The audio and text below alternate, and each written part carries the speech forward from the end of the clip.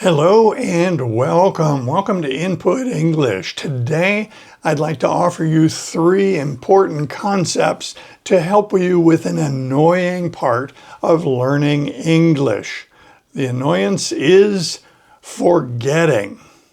I'd like to begin by pointing out, as I've done in other videos, that I am not a guru. I'm not a know-it-all, and I'm not here to tell you what you need to do. No.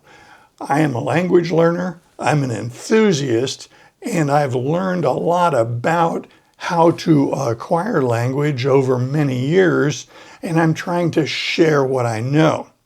I stand on the shoulders of giants. This is not information that I created in a laboratory or some sort of experiment that I conducted. No. What I am quoting to you in other videos and in this video is information that I've gathered from experts in the field. In the past, I've talked about Stephen Krashen, Marvin Brown, and Pablo Roman. And these 3 people are outstanding sources of information on language acquisition by comprehensible input. Today, I'm going to add some information to our picture of our language learning process that comes from Professor Robert Bjork.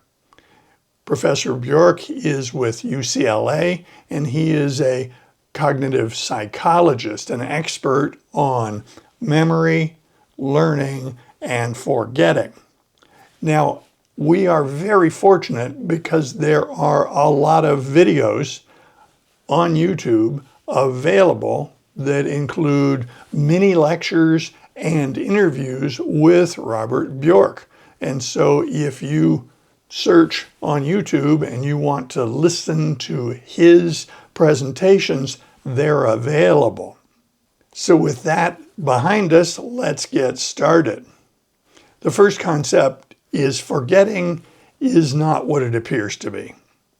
The work of Professor Bjork shows that we have memory that is for storage, and then we have our ability to retrieve from that storage. And those two are interrelated, but they are separate issues. To understand storage strength for a word or a concept or a fact or a phrase, anything you want to remember, think in terms of the number of connections that your brain has between that concept that you want to remember and things you already know. Our brain is a neural network, and our storage strength in that network is based on interconnectivity. So, I'll give you an example. Let's say I'm trying to teach you the word in English, ball. Ball. Okay, you probably already know it, but let's say we were dealing with a beginner, and that beginner needs to learn the word ball. Well, we could do what you don't want to do, which is translate that into their native language. So in this setting, let's make our hypothetical beginner a Spanish speaker. And so I could say ball, pelota. And I've done a translation. Ball equals pelota. We don't want to do that. It is a connection, but it's weak. It's very weak, and it's not where you want to go. It's not comprehensible input. It's not good comprehensible input. So what could you do? Well, under TPR, an early form of comprehensible input, you would say ball, ball, ball. And so they would get a connection in their brain between this object and the word ball. So that's one connection. And then if they translate it into their language, it's another weak connection. So that's 2. What else? Then I tell our beginner English learner a story of how Max and Bobby went to the park and played with a frisbee, and they had a ball. Well, to the beginner, there might be a mistake made. They might think, they had one of these. But no, in that story, in that context, when they had a ball, they had a great time. Because having a ball is a way to say, had a great time. And then our beginning English learner gets another story, the story of Cinderella. In the story of Cinderella, the character Cinderella gets all dressed up and goes to the ball. No, not one of these. When she goes to a ball, she went to a big party, a big event. Then we get back to another story, and two young boys are having a disagreement, and one of them is thinking about hitting the other one, so he balls up his fist and shakes it.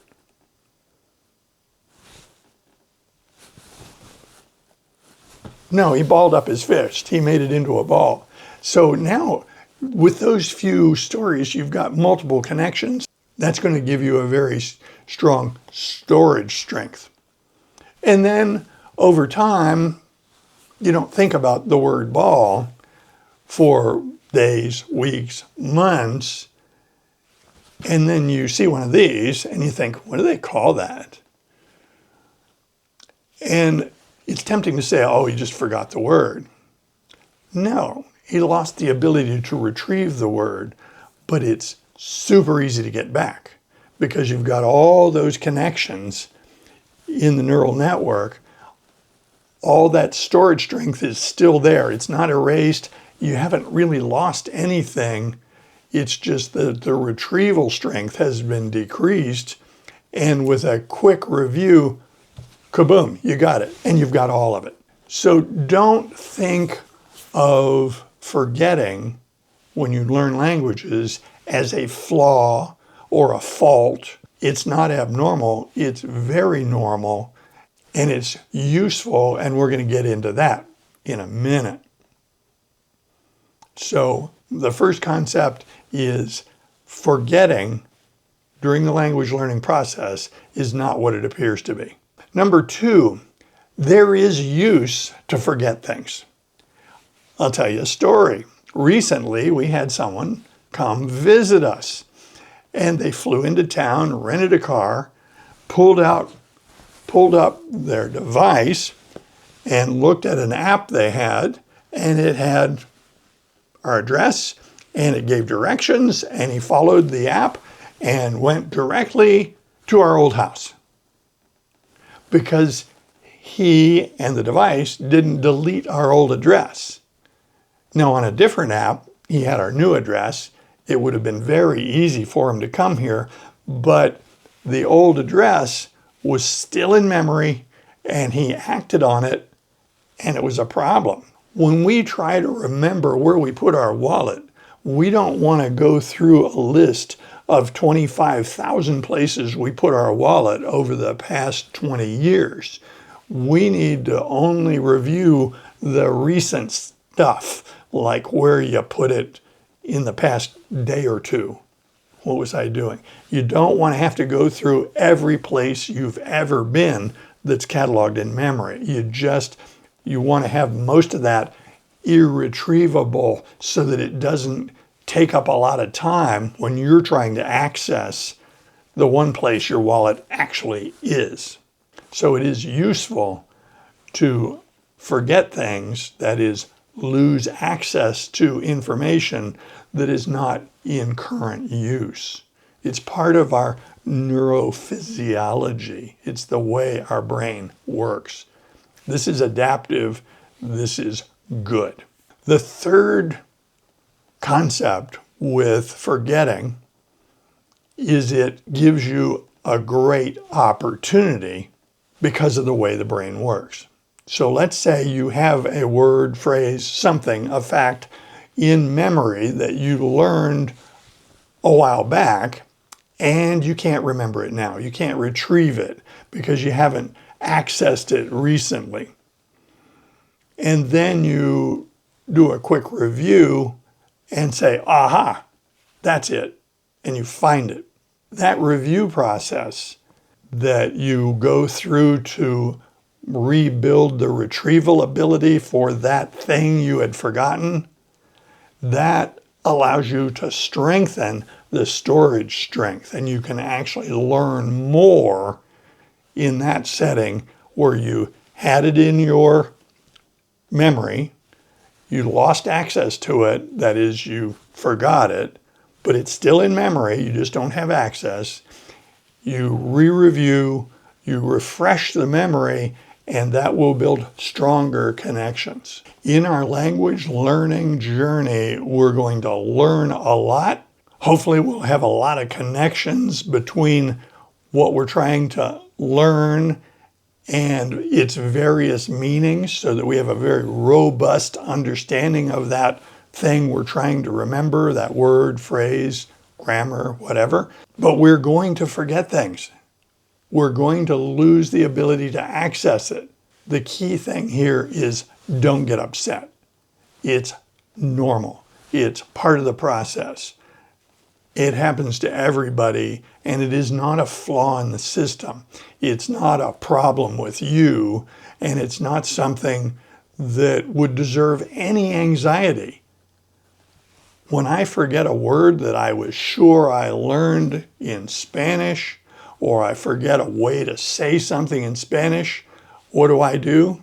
Well, now that I know these concepts, I say, aha, Robert Bjork was right. And then I review. There are lots of things that change your ability to retrieve information from memory. Are you tired? Are you stressed? Are you hungry? Are you in a strange place? These and other environmental conditions can really degrade your ability to recall facts that you have already learned. So going forward, when you learn something and you've forgotten it, bear in mind that it's probably still in your neural network. It's still in your brain. You've only lost access to it probably temporarily, and with a little bit of refresher, it'll be yours again. Not to worry. And my main message here is don't stress over this. It's not worth worrying about, because what we would be worrying about is normal human brain function, and it makes no sense to stress ourselves out about normal human brain function. In upcoming episodes, we're going to talk more about what we can learn as language learners from the field of cognitive psychology. There's a lot of information there that we can make use of to make our language learning process more efficient and more effective. Luckily, all these concepts that I will introduce on this topic are completely compatible with learning a language with comprehensible input. So that's the end of this episode. I hope you enjoyed it. I invite comments below, and I hope you join us in future videos. See you soon.